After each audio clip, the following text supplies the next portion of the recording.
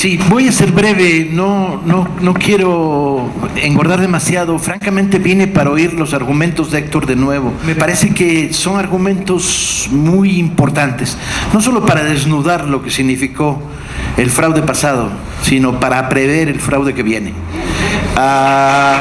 Viene uno montado sobre una ola de calor ciudadano potente. He recorrido esta ciudad arriba y abajo, desde Iztapaluca hasta los altos de la GAM, donde Cristo perdió el poncho y no se lo devolvieron, ¿no? Desde el extremo más lejano de Iztapalapa, y he estado trabajando con comités de base y estoy verdaderamente conmovido por el nivel de organización de base que tiene la izquierda en esta ciudad. Cientos de miles de ciudadanos organizados en esta ciudad, es impresionante. Además organizados en todas las cosas más extrañas. Lo apasionante pues de este fenómeno es que se reitera una y otra vez las preguntas: ¿qué pasó? ¿Cómo fue el fraude? ¿Cómo se puede detener? ¿Cómo se articuló?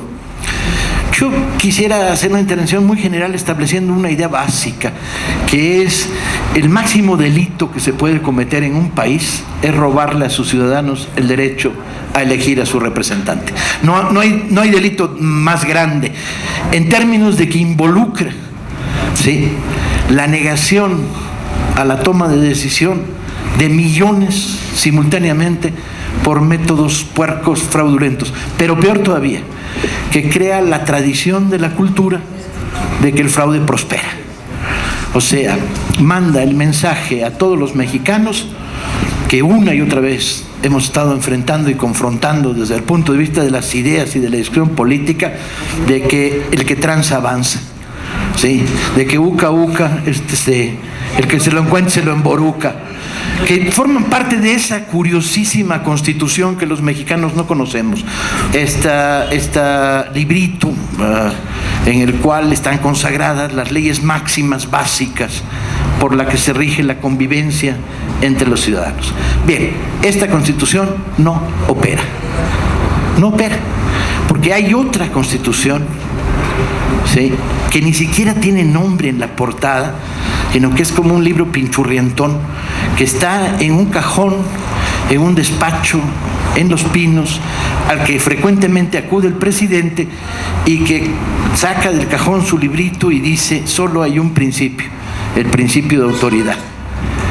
Todos sabemos que el principio de autoridad es el principio de los que no tienen otros principios.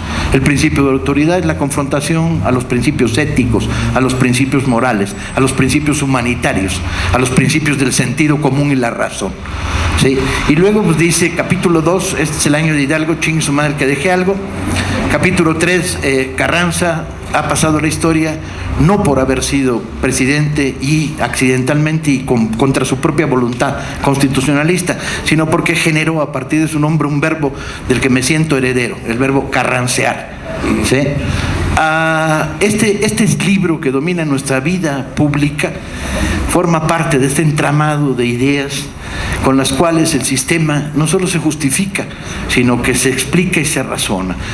El fraude electoral es el gran delito,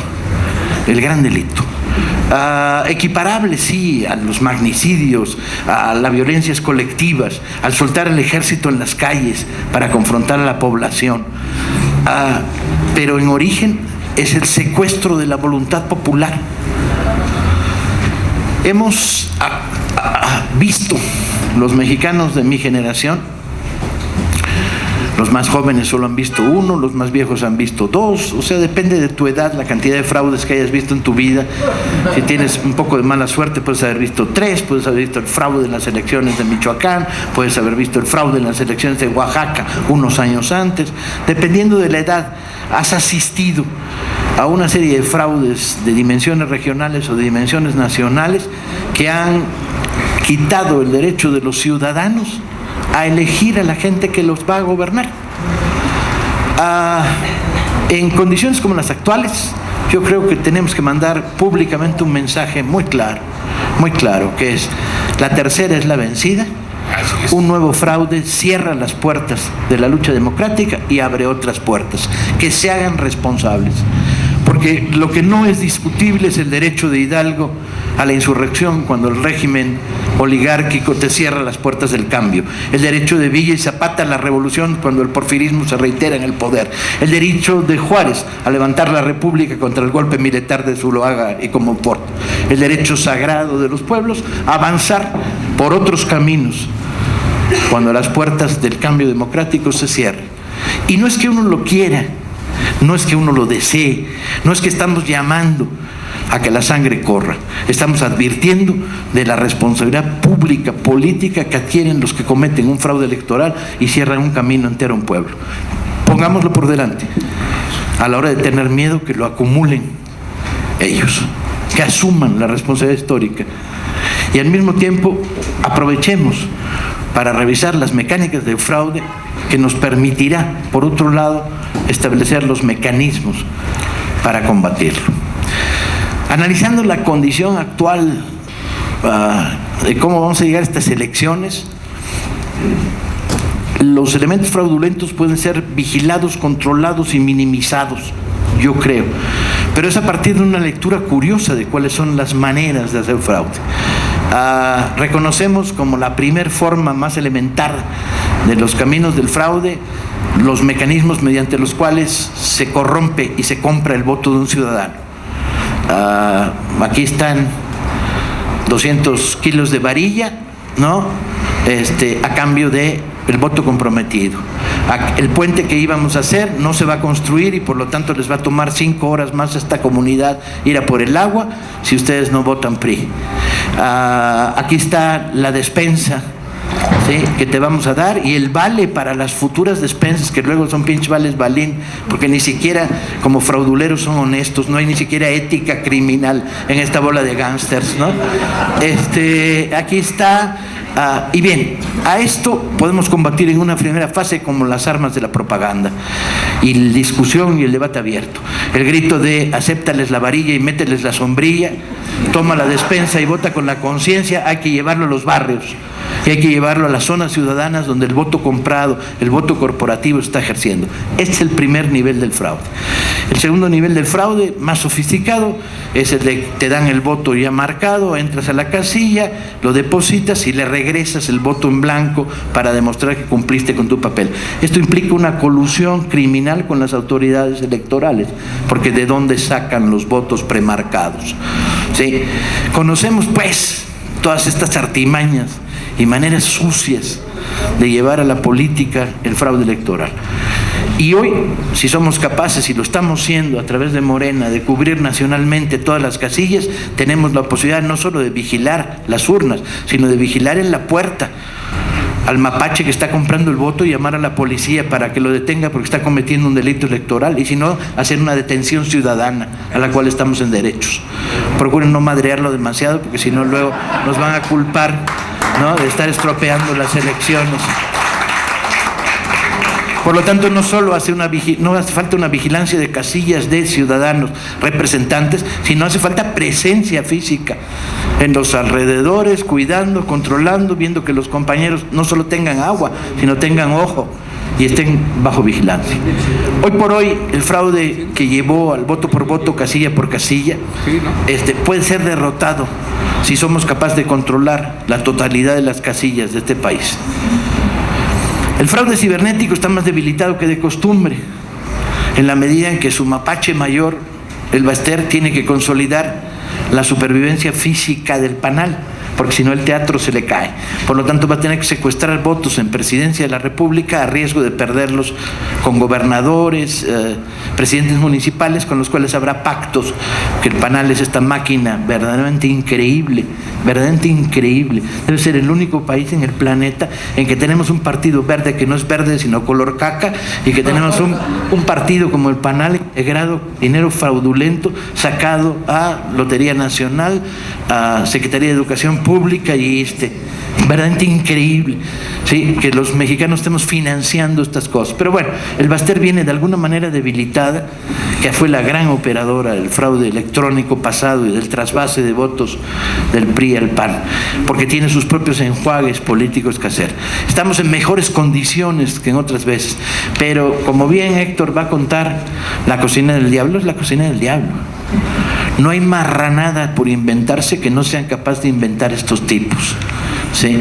El nivel de abyección, de capacidad para engañar, de doble lenguaje, de lengua bífida, ¿sí? Es verdaderamente increíble.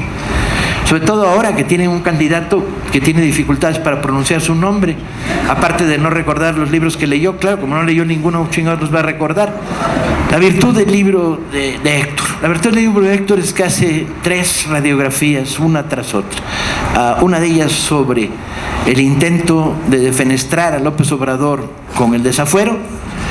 Recoge en orden argumentos que yo tenía perdidos en la memoria, y supongo que ustedes también.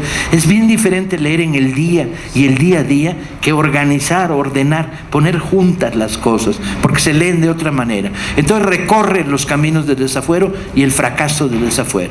Luego recorre los caminos de la propaganda puerca, ¿no? Y luego entra en minucia y en detalle en la manera como se articula el doble fraude. El fraude chiquito de las casillas y el fraude electrónico. No quiero profundizar en estos temas, Héctor los va a contar mejor que yo.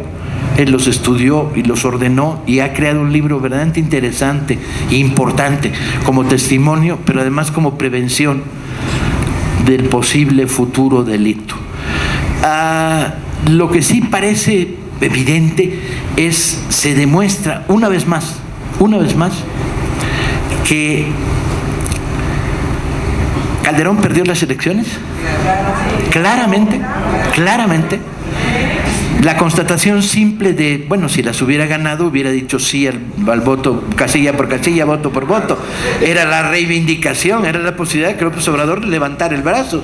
¿Qué más podía querer? Y el hecho de negarse demostraba que evidentemente sabía que las había perdido. O sea que el fraude chiquito era suficiente para derrotar el 0.5%.